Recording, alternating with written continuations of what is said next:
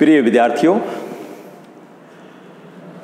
BA प्रथम वर्ष विषय राजनीति विज्ञान, प्रश्न पत्र प्रथम राजनीति विज्ञान के मूल आधार। सबसे पहले मैं बीए प्रथम वर्ष में नव प्रवेशी सभी विद्यार्थियों का महाविद्यालय परिवार की ओर से हार्दिक स्वागत करता हूं, अभिनंदन करता हूं।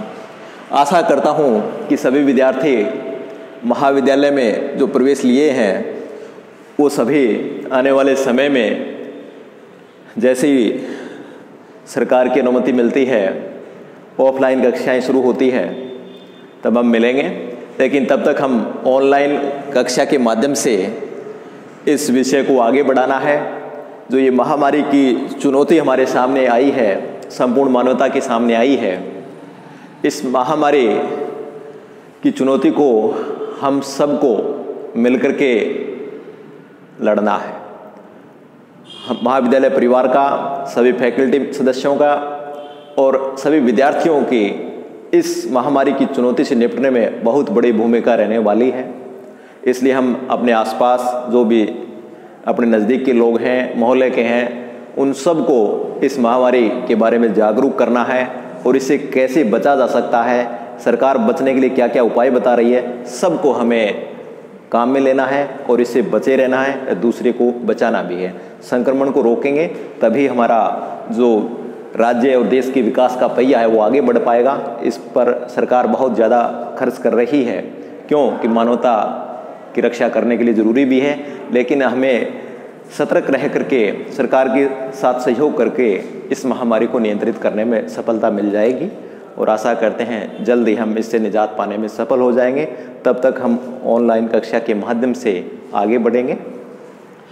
तो सबसे पहले विद्यार्थियों, आज हम जो हमारा राजनीति विज्ञान विषय है उसके पाठ्यक्रम को लेकर के थोड़ी चर्चा कर लें, क्योंकि जो रूपरेखा है पाठ्यक्रम की वो हमारे ध्यान में होना बहुत ज़रूरी है, ताकि हम सही दिशा में इस सत्र में आगे बढ़ सकें। क्योंकि सत्र पहले ही देरी से शुरू हो पा रहा है और इस कोरोना ने थोड़ा बहुत इतना प्रभावित कर दिया है सत्र को कि इस कम समय में इस सिलेबस को पूर्ण करना हमारे लिए एक चुनौती है। लेकिन इस चुनौती से भी हम अतिरिक्त कक्षाओं की व्यवस्था करके पूरा करेंगे। तो सबसे पहले मैं राजनीति विज्ञान के प्रथम प्रश्न पत्र राजनीति विज्ञान के मूल आधार के बारे में चर्चा करूंगा, इसके पाठ्यक्रम के बारे में चर्चा करूंगा।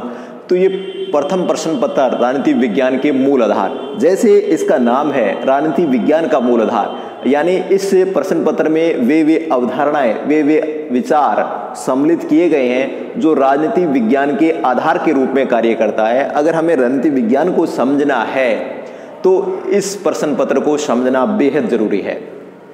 आपने कक्षा 11 की जो राजनीति विज्ञान की किताब है उसमें भी जो पाठ्यक्रम पढ़ा है लगभग वही, थोड़ा सा उसमें विस्तार है, वही पाठ्यक्रम है। जब तक आपके पास बीए प्रथम वर्ष की किताब नहीं है तब तक आप उस किताब से भी सहायता ले सकते हैं। बहुत ही विस्तृत और अच्छा उसमें दिया हुआ है, मैंने अच्छी तरह देखा है। तो राजनीति विज्ञान के मूल आधार के रूप में ये प्रश्न पत्र हमारे लगा हुआ है। ये संपूर्ण प्रश्न पत्र 5 इकाइयों में बंटा हुआ होगा, 5 यूनिट्स होंगे और प्रत्येक यूनिट में अलग अलग पाठ्य बिंदु सम्मिलित किए गए हैं। अगर हम बात करें प्रथम यूनिट के, तो प्रथम यूनिट में हम राजनीति विज्ञान के अर्थ, नाम विभेद और क्षेत्र, राजनीति विज्ञान का परंपरागत एवं आधुनिक दृष्टिकोण, व्यवहारवाद एवं उत्तर व्यवहारवाद, राजनीति विज्ञान का अन्य समाज विज्ञानों से संबंध, अर्थशास्त्र से, इतिहास से एवं समाजशास्त्र के संदर्भ में पढ़ेंगे। दूसरी यूनिट, उसमें हम राज्य की उत्पत्ति के सिद्धांत, दैविक उत्पत्ति का सिद्धांत, सामाजिक समझौते का सिद्धांत, विकासवादी सिद्धांत, मार्क्सवादी सिद्धांत, इनके साथ साथ राज्य की प्रकृति, राज्य का सावयव या आंगिक सिद्धांत, लोक कल्याणकारी राज्य की अवधारणा, संप्रभुता, उसका एकत्ववादी और बहुलवादी सिद्धांतों का अध्ययन दूसरी यूनिट की में करेंगे। अगर तीसरी यूनिट की हम बात करें तो तो मूल अवधारणाएं, बेसिक कंसेप्ट्स क्या हैं, उनमें शक्ति, सत्ता और वैधता का अध्ययन करेंगे। इनके साथ साथ अधिकार, राइट्स, स्वतंत्रता, लिबर्टी, समानता, इक्विलिटी, न्याय, जस्टिस और कानून का अध्ययन करेंगे। यूनिट 4 में हम प्रजातंत्र एवं अधिनायक तंत्र, संस्थात्मक और अध्यक्षात्मक प्रणालियां, एकात्मक और संघात्मक प्रणालियां, राजनीतिक दल, दबाव समूह, अल्पसंख्यक प्रतिनिधित्व की अवधारणा एवं आनुपातिक प्रतिनिधित्व के बारे में जानेंगे। यूनिट 5 के अंतर्गत हम सरकार के अंग एवं उनके कार्य, समकालीन प्रवृत्तियों के संदर्भ में, शक्ति पृथक्करण का सिद्धांत, सुशासन एवं भूमंडलीकरण, इनके बारे में जानेंगे। तो आपने कक्षा 11 में भी राजनीति विज्ञान के अर्थ, नाम, विवेक, क्षेत्र, राजनीति विज्ञान का परंपरागत एवं आधुनिक दृष्टिकोण, व्यवहारवाद व उत्तर व्यवहारवाद, राजनीति विज्ञानों का अन्य समाज विज्ञानों से संबंध, इनके बारे में कुछ न कुछ पूर्व ज्ञान आपने प्राप्त किया है। वो इस प्रश्न पत्र को समझने में हमें काफी सहायता देगा।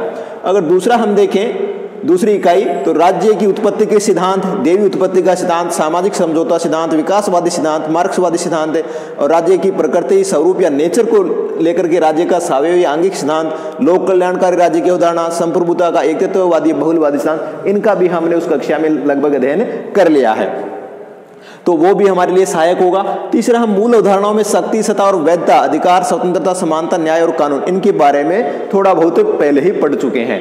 तो इस कक्षा में हमने जो पूर्व ज्ञान कक्षा 11 और 12 में प्राप्त किया है वो हमारे इसमें सहायक होगा।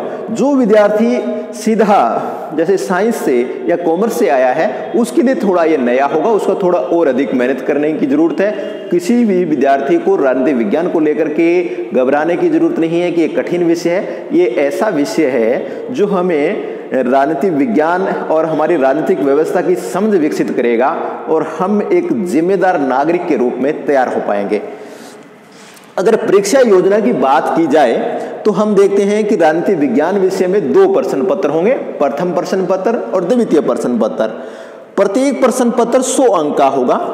दोनों प्रश्नों पत्रों का कुल योग 200 होगा और आपको उत्तीर्ण होने के लिए कम से कम 72 अंकों की जरूरत होगी।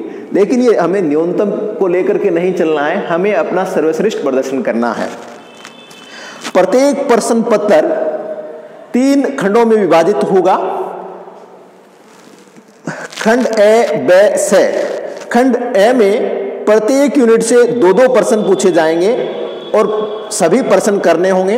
प्रत्येक प्रश्न 2 अंक का होगा। कुल 10 प्रश्न होंगे खंड ए में और कुल अंक होंगे इस खंड के 20। दूसरा खंड ब होगा। ब खंड में प्रत्येक यूनिट से 1 प्रश्न होगा, लेकिन उसका आंतरिक विकल्प उसी यूनिट से दिया हुआ होगा। आपको उन दोनों में से 1 प्रश्न करना है आंतरिक विकल्प वालों में से और कुल 5 प्रश्न हल करने हैं।